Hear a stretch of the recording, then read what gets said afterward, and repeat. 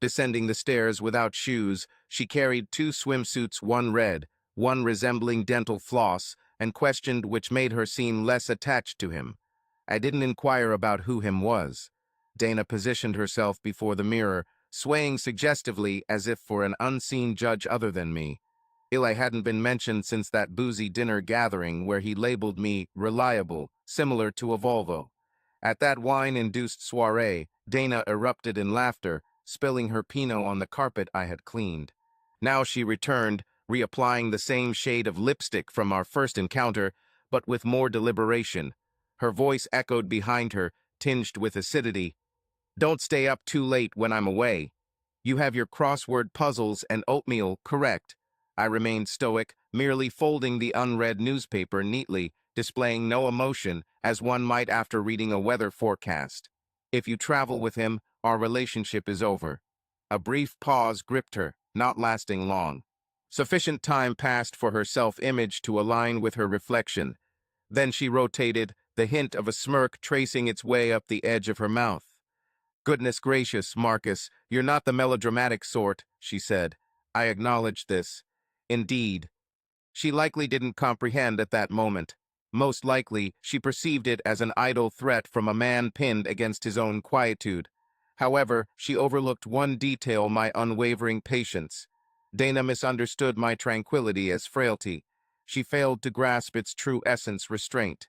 She absently twirled her hair, a habit she adopted when attempting to disregard something without appearing overly concerned. "I require some respite. From everything. I need to inhale. I wouldn't want you to be the object of my resentment, now would I?" I scrutinized her for what seemed like years. Not the image she presented on Instagram. Not the woman I exchanged vows with. The genuine Dana, with her veins visible beneath the surface. A telltale twitch in her cheek when she was bluffing. Dear friends, if you enjoy this story, please like and subscribe to our channel.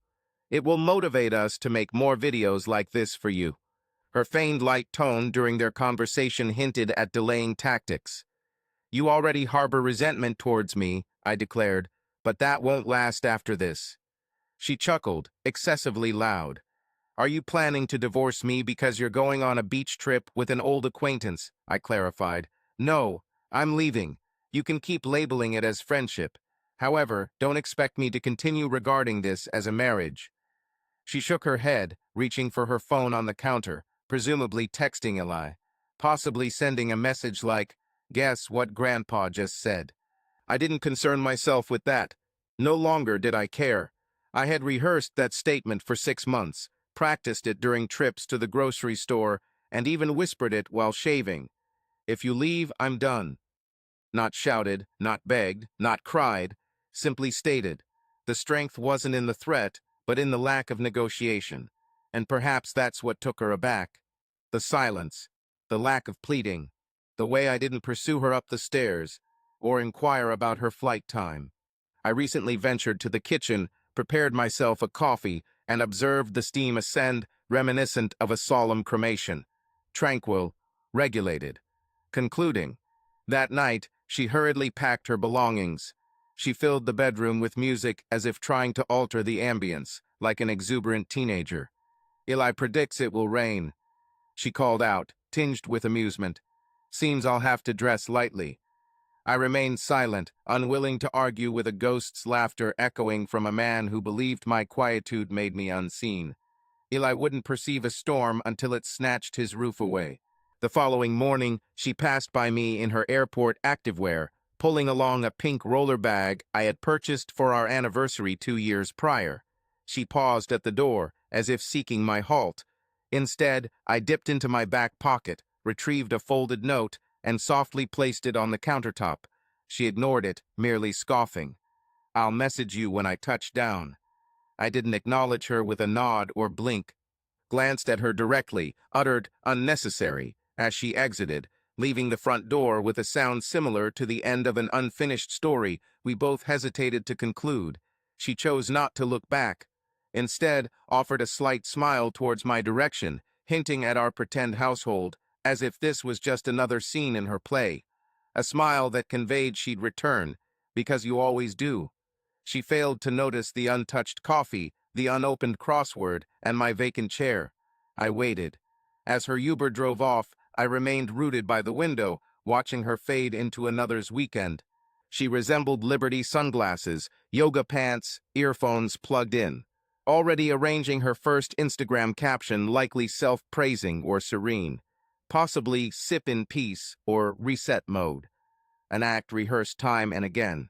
Only when the taillights vanished did I make my way to my study, reaching for the second drawer on the left side, beneath useless warranties and outdated insurance policies. The envelope remained untouched, still sealed. Plan D emblazoned prominently on its exterior. Not Plana, that was marriage. Plan B had crumbled in couples therapy when Dana declared, "I simply don't believe emotional loyalty is lasting." Plan C had been silence. Now we stood at this juncture. Plan D was not a fit of rage, but a blueprint. A stack of documents, safety measures, timetables. Not to retaliate against her, but to dissolve the union methodically, quietly, tactfully. That's what the envelope enclosed. The complete restructuring of trust finalized months ago, yet unsigned. A swift transfer of title deed for the beach house, a topic she had never broached. A pre-signed lease agreement from a tenant I had scrutinized for over a year. A letter directed to Clark and his law offices, with only one line emphasized. An act promptly. I removed it, flattened it on the desk, and gazed at my hands. Calm. No quiver. Not even a hint of agitation in my heart. Then I dialed the number. The first call went to Gregory Wynne. 6 rings. He responded in his customary terse manner, hinting at a current predicament involving either a legal battle or an emotional turmoil. The demeanor remained consistent. Proceed, I suggested. There was a moment of silence. Today, it seemed, she had taken flight. Click, that was the end of the call. No further explanation required. Over the past year, my retainer had been gradually draining my account, readying for this very phone conversation. No minutes billed for motivational speeches. The second call came in.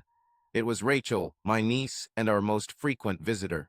Dana found her annoying, often criticizing her quiet nature and quick observations. That was because Rachel had a knack for noticing subtle changes, like the shift in Dana's sleeping position when she stopped showing affection towards me, or the 6 new outfits Dana purchased following an encounter with Eli at that trivial art gala. "Is it time now?" Rachel inquired.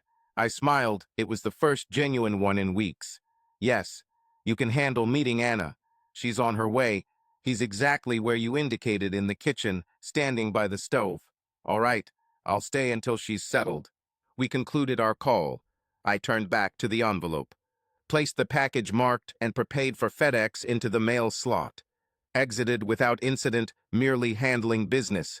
In the process of sealing the package, I noticed a note on a post, it next to the refrigerator, from Dana: "Buy almond milk." Smiley face with a heart drawn meticulously, as if it were part of an advertising campaign. I left the heart there, allowing it to remain as a relic. A reminder of a woman who believed I'd never move, never act, or leave. My actions were not dramatic, nor did I smash dishes or rummage through her phone at midnight.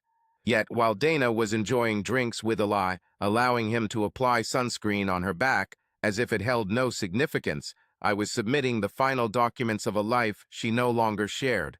She packed for the beach. I prepared her departure. No calls, no texts, no insincerity. Only messages checking in from Dana. Not even a selfie taken with a subtle hint of passive aggression to make it seem as if she were glowing without seeking validation. The message didn't originate from me, but rather from my sister. It was a text message, devoid of any greetings or emojis. Instead, it simply asked, "Are you all right?" Accompanying the inquiry was a photo. At first glance, the image depicted Dana wearing a neon bikini, holding a plastic pineapple cup, and posing half-turned towards the camera, her body angled towards someone not visible within the frame. Her stance suggested she was modeling for those who would eventually regret her. However, it wasn't the pose or the drink, nor the fact that Eli was behind her, shirtless and smirking in a familiar way, as he did the night he labeled me as dependable, like airport Wi-Fi, that caught my attention.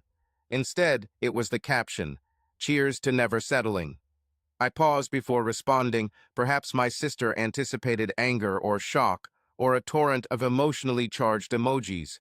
However, I remained silent, studying the message like a puzzle, allowing the silence in the room to linger.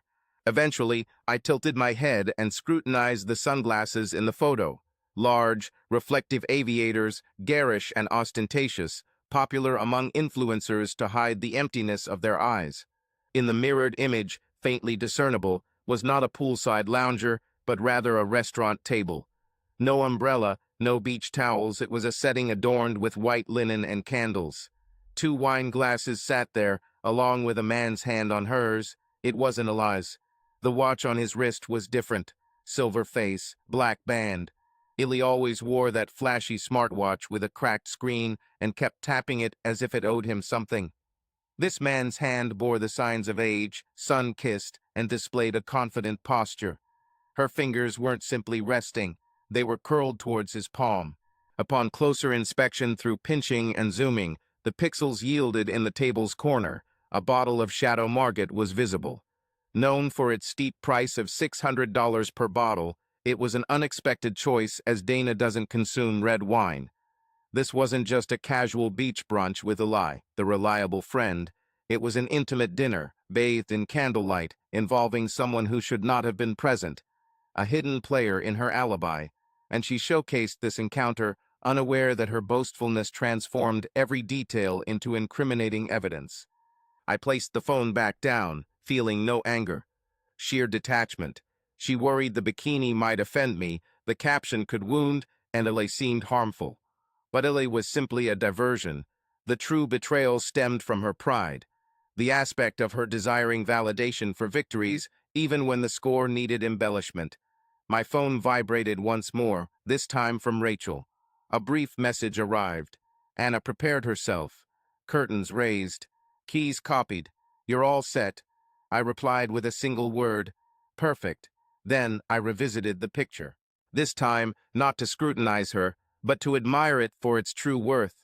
A captured moment of someone granting me unreserved consent. She sought to destroy the bridge. Very well.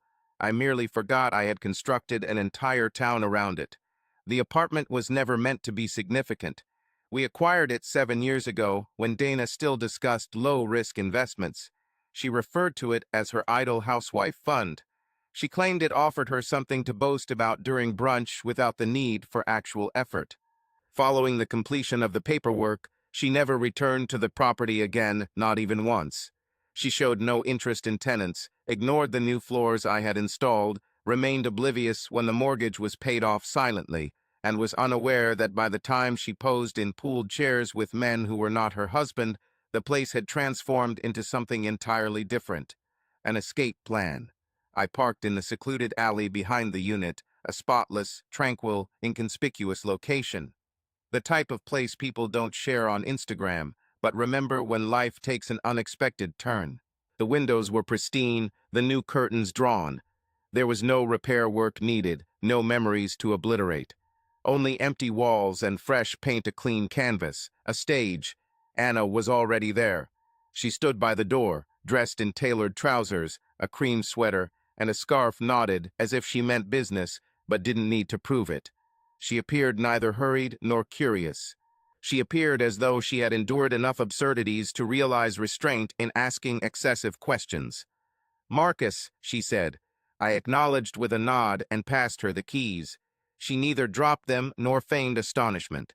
Marcus placed them onto her ring, producing a soft clink, as if she had envisioned herself residing here countless times before.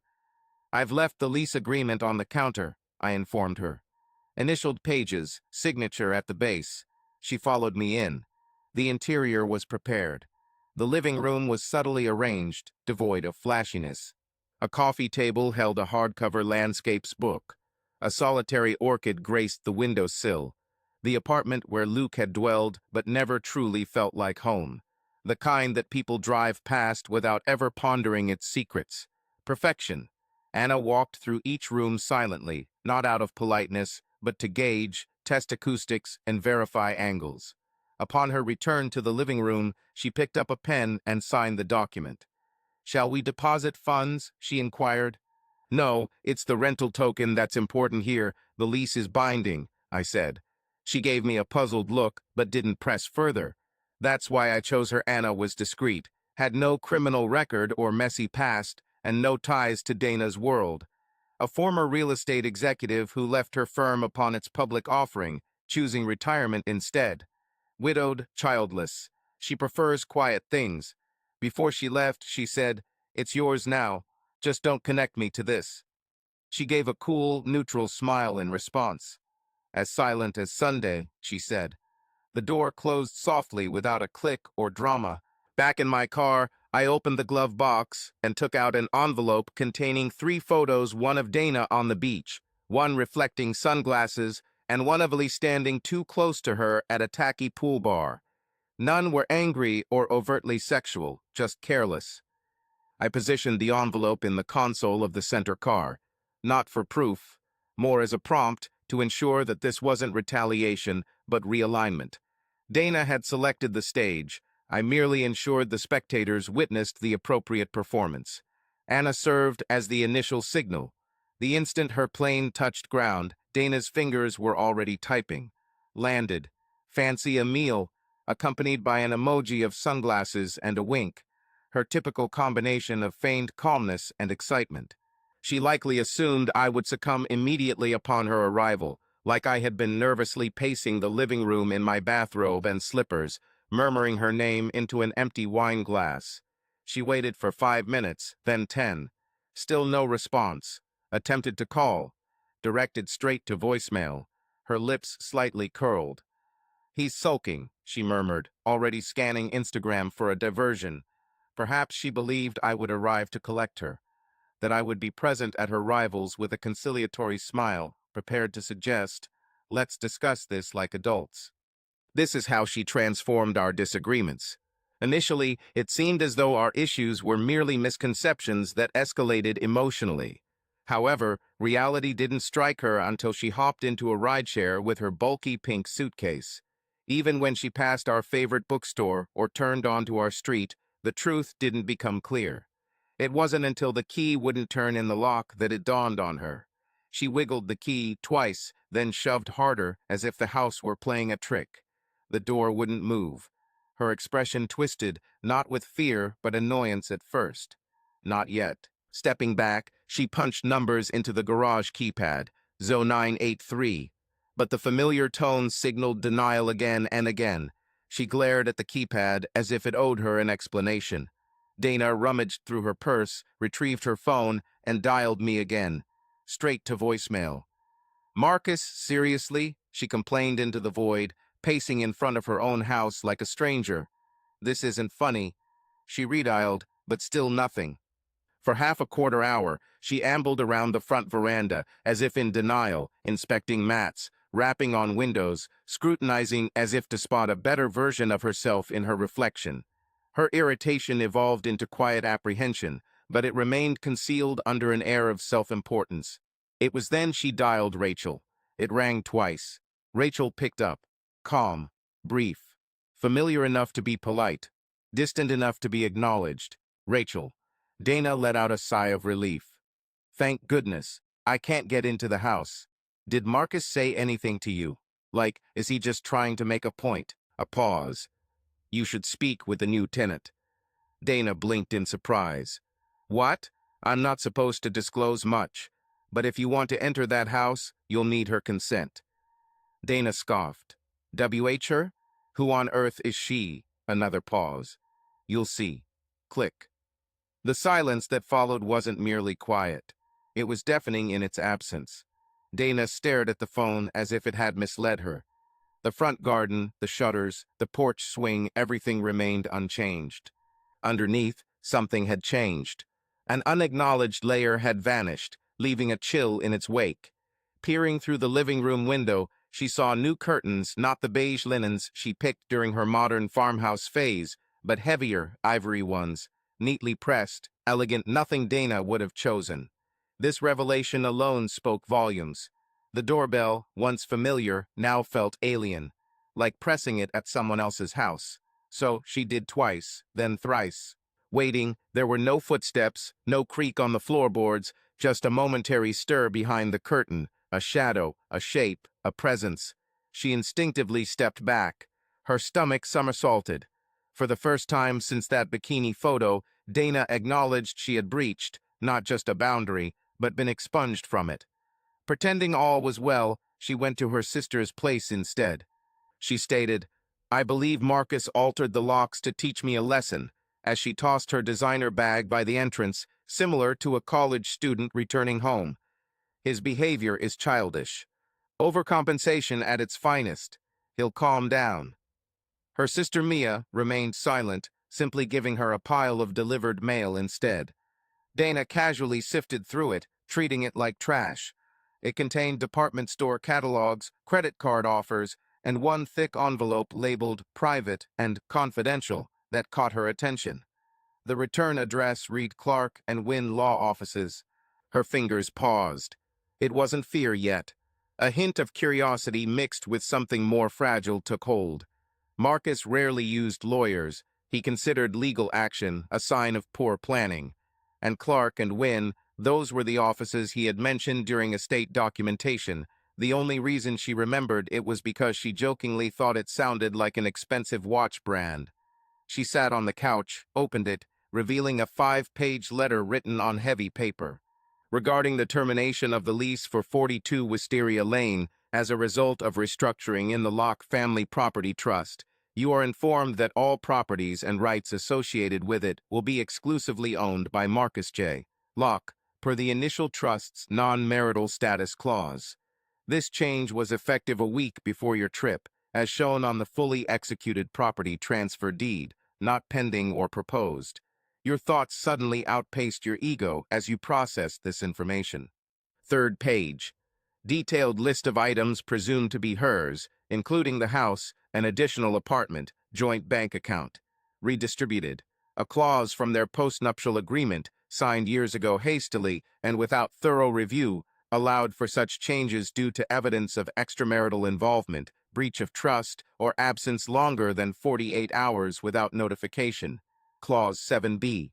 The trustee is permitted to reorganize assets upon discovery of infidelity, violation of trust, or prolonged absence exceeding 48 hours without prior warning. She discarded the document as if it had scorched her. Absence. 48 hours. She'd been away for 6 days. Her phone was in her hand before she realized whom she intended to call. Marcus didn't answer, Rachel remained silent, and her sister feigned folding laundry in another room. Dana could sense the disapproval resonating through the walls. She returned to her own Instagram post. The bikini one. The caption. To not succumbing to resignation. However, the sentiment now seemed shrouded in a cryptic farewell. The room swayed subtly. Dana rose hastily and leaned on the couch's edge for support. Her heart raced, not from anger or deception, but from an unsettling reality. She hadn't been victimized. She had been usurped. It was neither melodramatic nor chaotic. Instead, it was methodical, almost clinical. Dana didn't plot the journey. It wasn't calculated. It wasn't even rational. She merely needed to confirm something, anything, a flaw in his meticulous plan. She sought evidence that this wasn't a truth, that this was fleeting, that he was bluffing more intensely than she had been. The street remained unchanged, disturbingly so. Cars belonging to the neighbors still lined the sidewalk. The old oak continued to scatter leaves across their driveway as if it were perpetuating an annual joke they never found amusing. Even the porch lights on the McCullen house flickered intermittently. Dana thought that would be reassuring, but it wasn't. She seemed to have been left behind by time. She parked several houses away, not from fear, but from embarrassment, a reflex she didn't wish to acknowledge. It wasn't returning home, it was approaching an unknown entity, like a visitor, or perhaps an outsider. From the car, she scrutinized the house for a whole minute. Then she noticed it. A subtle motion, minimal, virtually imperceptible. The front window curtain flickered, not pulled down, not flung open, but simply tilted, sufficient to indicate someone was watching, assessing, deciding, and then she saw her. The face, mid-50s, composed, wearing a blouse that was neither colorful nor flashy, yet exuding an elegance that Dana used to feign, but never quite mastered. The sight struck her like a blow. Dana wrenched open the car door with excessive force, striding towards the front porch as though it owed her something. Her heels clicked rhythmically like reproaches. Panting rapidly, Dana prepared a stern response to regain control of the situation as she approached the door, her hand clenched into a fist. Before she could touch it, the door opened.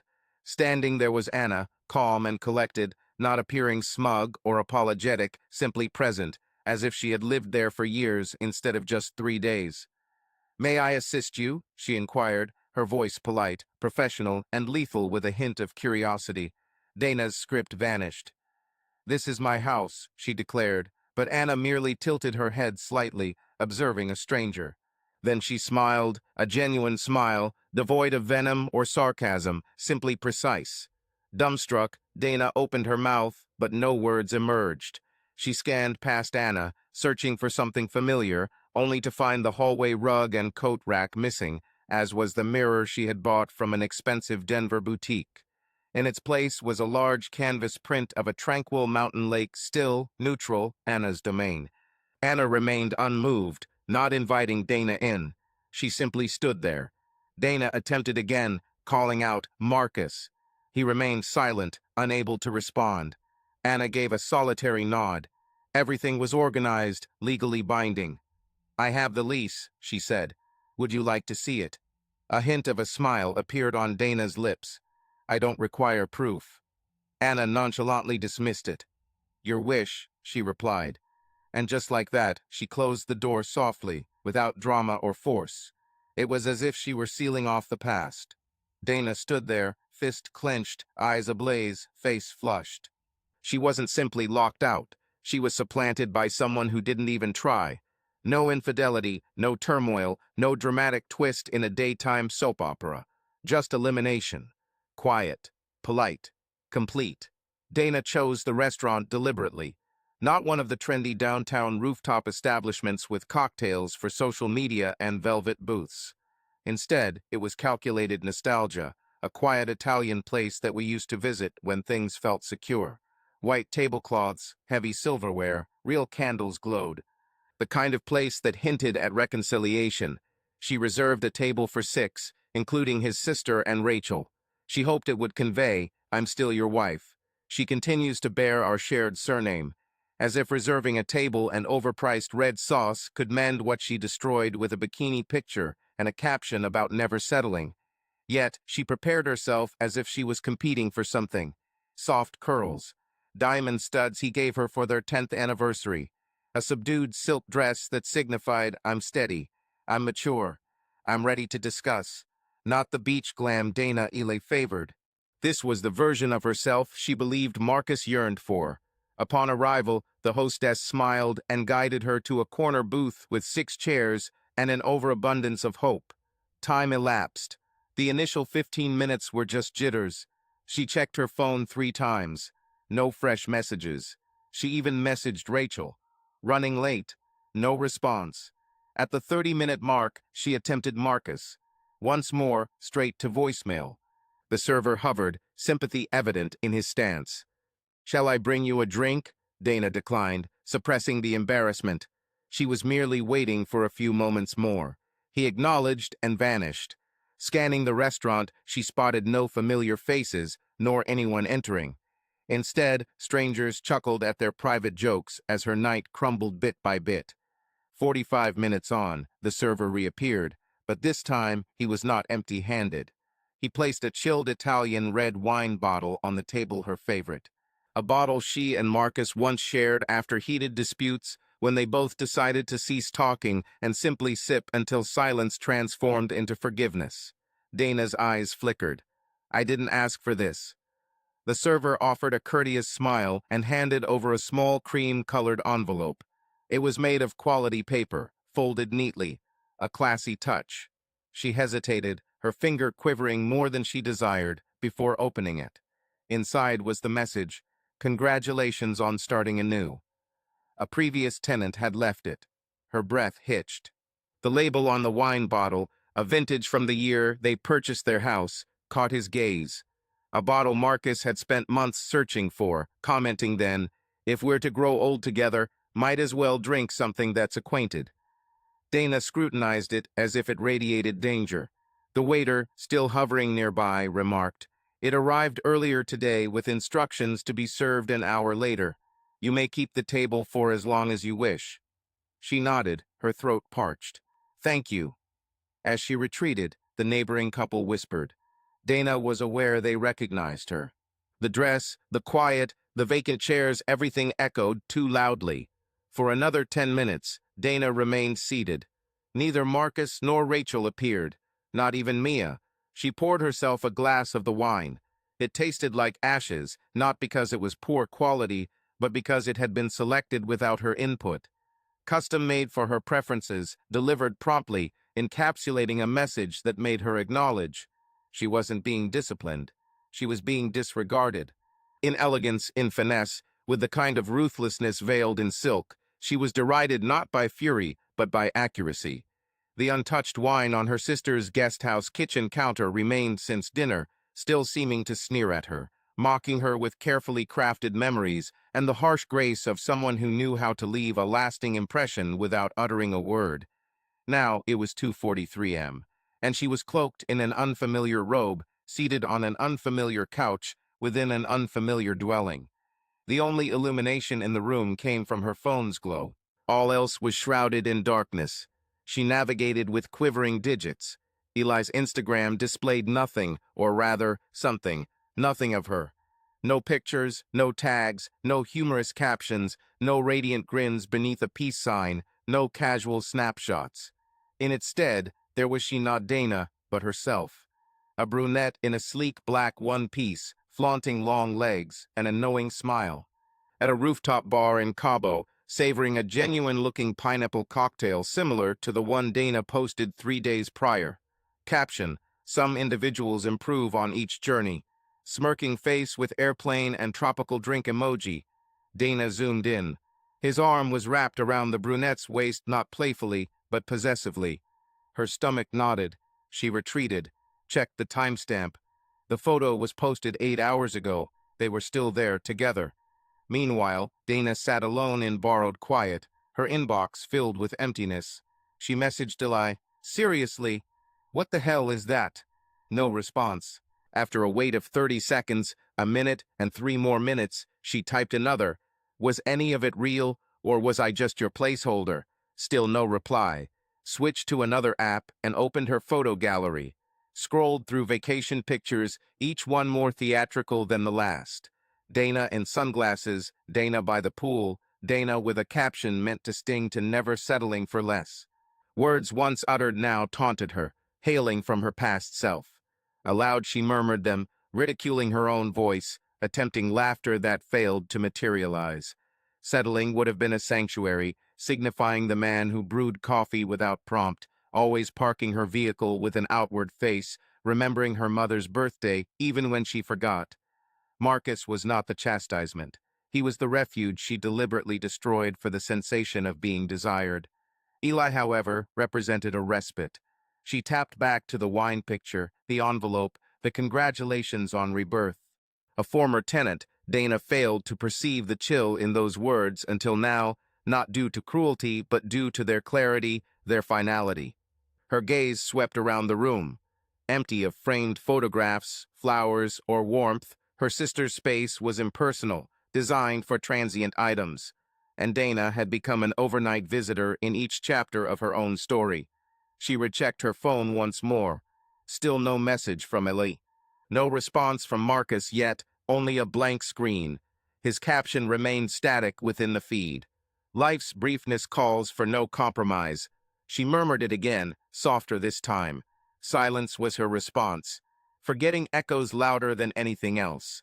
The air felt dense that morning, not due to weather or season, but from the weight of an irrevocable decision about to take form. Dana hadn't eaten, nor bathed. She merely donned jeans and a sweater as protective garb. Keys in hand before her sister stirred awake. The journey was sluggish. Not because of traffic, but each turn felt like a countdown. This wasn't a disagreement. It was an examination. She parked at a distance this time, no need for noticeable presence. Her usual ritual would have seen her in heels and sunglasses, attempting to control the situation before it began. But today she sought answers only. The individual who Dana once perceived as the embodiment of compromise had transformed into an unexpected figure, a phantom rider of her eviction. The gate stood open. Her garden, her cherished oasis, radiated an unforced beauty that surpassed any nurturing she had provided. Neatly trimmed hedges and flowers unfamiliar to Dana bloomed in harmony, a subtle charm emanating from the scene rather than seeking recognition. There, on bended knee beside a flower bed, Anna was engrossed in her work, her gloves smeared with soil, the straw strategically positioned. Marcus, standing by her side, held a watering can as if it were an extension of himself. They didn't interact physically nor cast glances at each other, yet there was a synchronization that had been absent between them for years.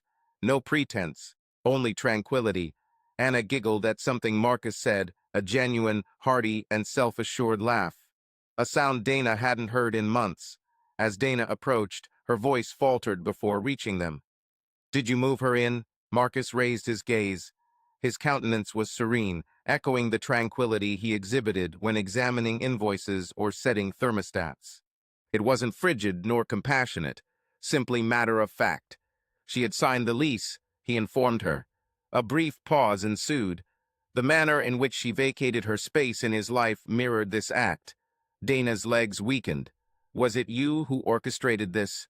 Another moment of quiet, a breath drawn, an unsharp gaze exchanged. Simply conclusive. "No," he stated, instead returning to the garden. "I had prepared."